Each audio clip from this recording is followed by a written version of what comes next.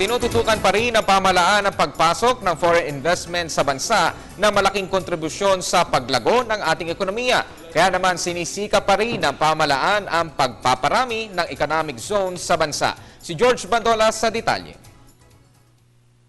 As of January 2013, umaabot na sa 17 agro-industrial economic zones ang naitatayo sa Gensan, Davao, Lanao del Norte, Cebu, Isabela, Sarangani, Leyte, Cagayan de Oro, Western Samar, Negros Occidental, South Cotabato at Negros Oriental. 178 information technology parks and centers din kung saan naroon ang mga business process outsourcing companies sa mga call centers. 65 manufacturing economic zones sa electronics, car parts, machine parts at iba.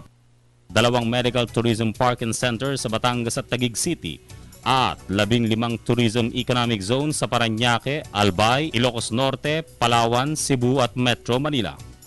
Sa kasalukuyan, ongoing na rin ang pagde-develop ng 6 pang agro-industrial economic zone para sa Bukidnon, Cagayan de Oro, Albay, Zamboanga del Norte, Negros Occidental at Batangas.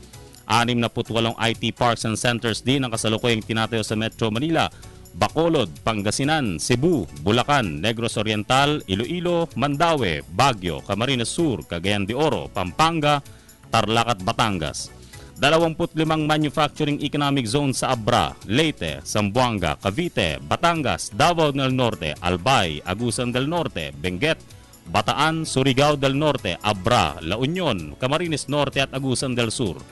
At 9 na tourism economic zone sa Parañaque, Camarines Sur, Panay Island, Cavite, Pangasinan at Albay.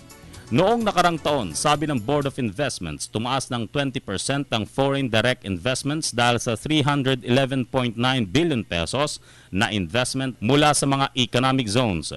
Habang sa unang 4 na buwan ng taong kasalukuyan, umabot na sa 74 billion pesos o tumaas ng 90% ang investment pledges sa PEZA.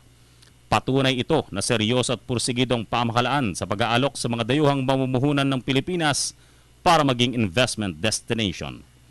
Para sa Telebisyon ng Bayan, George Bandola.